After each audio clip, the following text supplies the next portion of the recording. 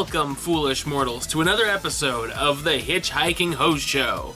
I am your ghost host, Wes Troop, and I've got the down low of what happened all this week in the Disney and Universal theme parks. So, let's get to steppin', shall we?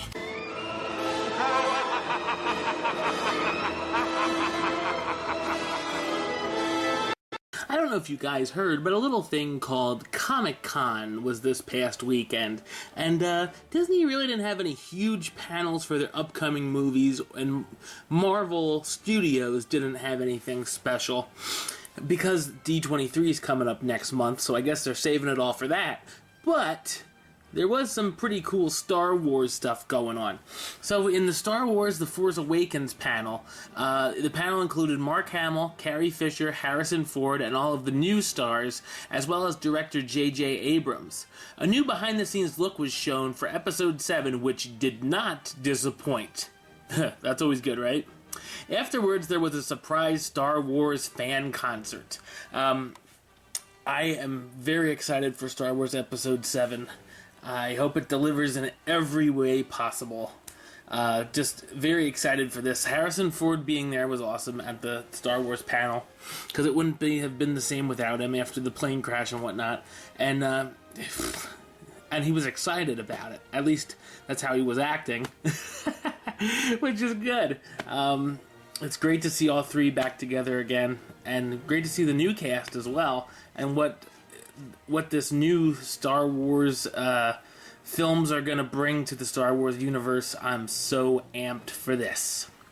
Alright, now let's go over, and that is in San Diego at the San Diego Comic-Con. While we're in California, let's travel over to Universal Studios Hollywood, where the Jurassic World Raptor Encounter can now be found at Universal Studios Hollywood after its success at Islands of Adventure at Universal Studios Florida Resort.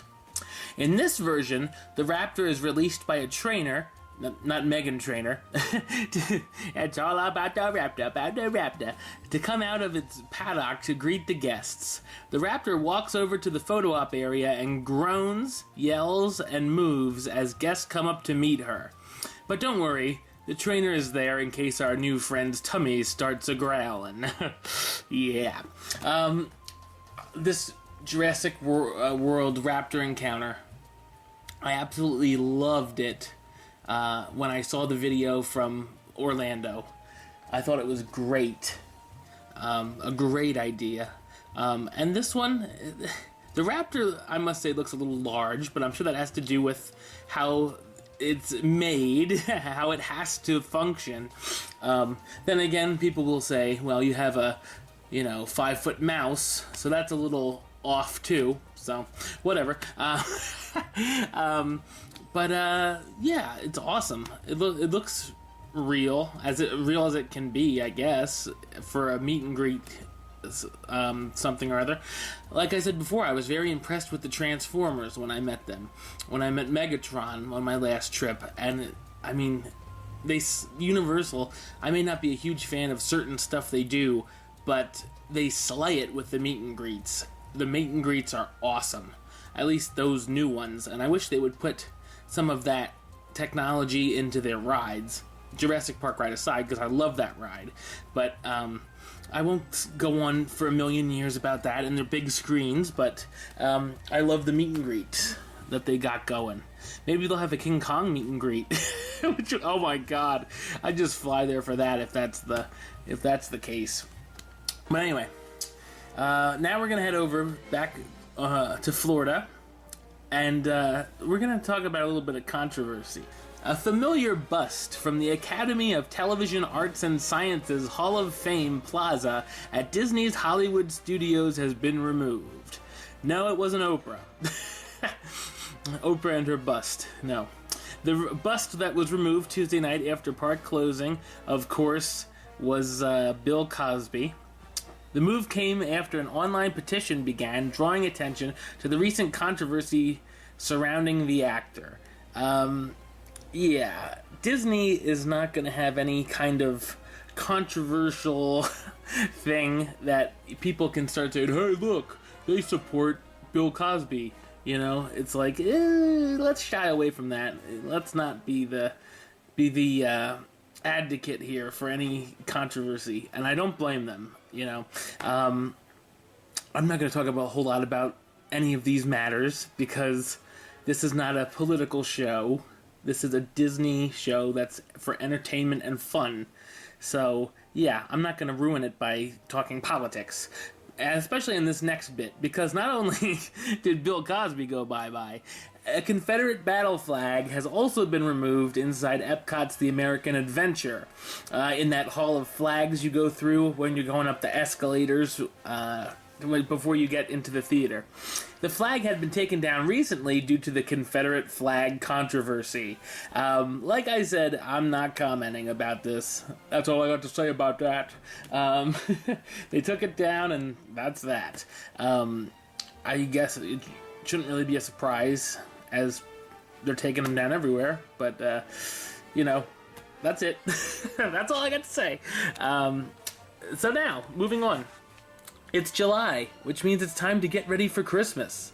Wait, what? Yeah. At least Walt Disney World is already making their plans. It seems a little late than what they normally do. If you're planning on checking out this year's Candlelight Processional at Epcot, listen up. The Candlelight Processional is the dramatic retelling of the Christmas story, not the one with Ralphie, but, you know, the Christmas story, with celebrity narrators, a masked choir singing traditional and contemporary Christmas songs, and the sounds of the Walt Disney World Orchestra. This year's event will run nightly at the American Gardens Theater at Epcot, from November 27th to December 30th. A few of the narrators have already been announced, and include Neil Patrick Harris on November 30th to the 3rd of December. December 4th to December 5th is Whoopi Goldberg. December 6th to the 8th is Joe Morton. December 12th to the 14th, Meredith Vieira. December 24th to the 26th, this guy's doing it at Christmas, Edward James Olmos. And the 29th to the 30th will be Amy Grant. Baby, baby. Yeah, and there of course will be more to be announced. I want to go the day the TBA is going to be doing the Candlelight Processional. The Candlelight Processional, of course, we will keep you updated if anything changes, and when TBA is actually unmasked. The Candlelight Processional is presented 3 times a night at the American Gardens Theater at Epcot. Show times are 5 p.m., 6:45 p.m., and 8:15 p.m. There are also dining packages available, and they include appetizer, entree, dessert, and a non-alcoholic beverage at select Epcot full-service restaurants, or one full buffet where applicable, and guaranteed seating for the Candlelight Processional. Dinner packages, of course, do not include park admission. You silly, silly boy. For dining reservations, that includes preferred Candlelight Processional seating. Please call Disney Dining at 407-WDW. Dine. Hire me now, Disney. And those dining packages are not available on Sunday, December 6th at 5 p.m. What is that? Is that anything special? Is that HitchHiking Hosts Live from Disney World Day? I don't know. We'll find out, whatever December 6th is, and I'll let you know why. Why? All right. Now we're going to travel over to the fancy schmancy Grand Floridian, and the menu at the illustrious Victoria and Albert's restaurant is expanding. The dining room is adding a new chef's menu, a series of 10 small courses featuring some of Chef Scott Hunnell's favorite dishes, inspired by the seasons and by his world travels to Asia, Spain, Italy, and France. Well, Lottie frickin' da! The 7-course chef's tasting menu will remain, thankfully, and the kitchen will continue to meld tradition with innovative cuisine for an avant-garde culinary journey, says Israel Perez, the maitre d'. Oh my. Other big changes include a focus on food and wine pairings in the adjacent Queen Victoria room with just 8 seats. Diners will be offered Chef Hunnell's 10-course menu paired with exclusive wines from Victoria and Albert's impressive wine cellar. Other special tableside touches have been added, such as a cheese trolley, Hong Kong, tableside butter carving knives, and a custom chocolate box. Let me see your chocolate box, baby, for selecting after-dinner sweets. The popular chef's table with a front row seat for watching the action in the kitchen continues to offer 10 to 13 courses. Small tastes of everything from caviar to Japanese Wagyu beef. Yeah, I probably butchered that.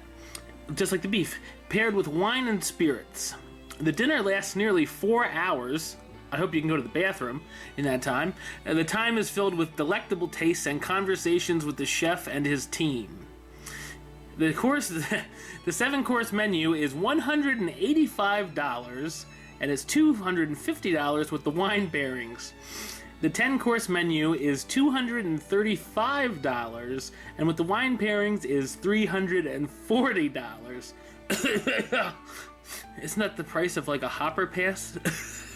That was my admission to Disneyland, was $325 for a 5-day pass. Yeah, wow. Dinner in the Queen Victoria room is $340 and includes 10 courses paired with wine.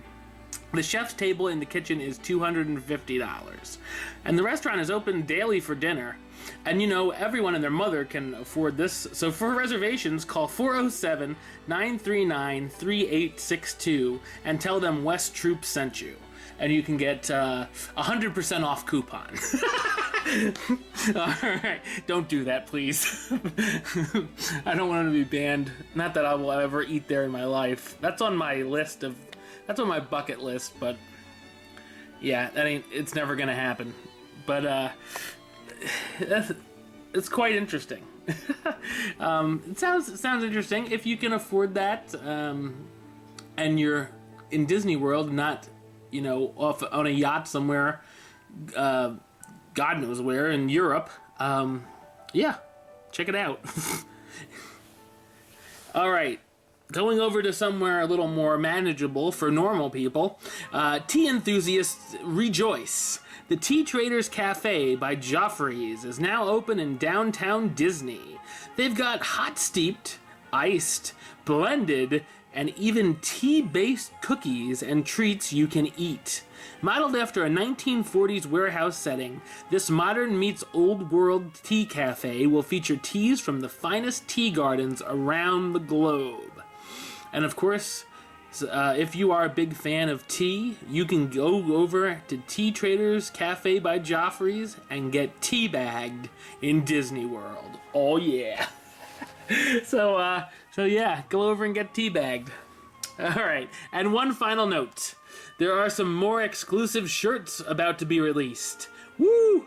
Celebrate 60 years of Disneyland Resort with this commemorative Day of T-shirt for this milestone anniversary on July 17th. There's something going on July 17th. There's an anniversary? Really? I didn't know that. A second limited time shirt, Dumbo the Flying Elephant, will also be released. The shirts will be available from July 17th to the 23rd, which is next week. Well, actually, it's Friday. It starts at disneystore.com/park events. And I'm assuming they will be $30 like they've been lately, plus shipping and handling. Because they were 24, they used to be. Now they've bumped them up to 30, the last few I've seen. But anyway, if you're those shirts both look pretty cool. I won't be getting either one, but whatever.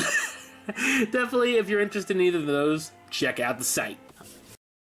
Alright, well that's all the time we've got for this show. I'll be back next week with another Hitchhiking Host Show, and look out later this coming week for my latest Hitchhiking Host Show 101 episode, all about honk honk, the Main Street vehicles. Oh yeah, all the history of all the Main Street vehicles in all the Disney parks.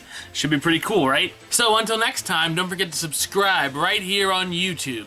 YouTube.com/HitchHostShow. If you're listening to the show or you want to listen to the show, subscribe on Podbeam, HitchHostShow.podbeam.com.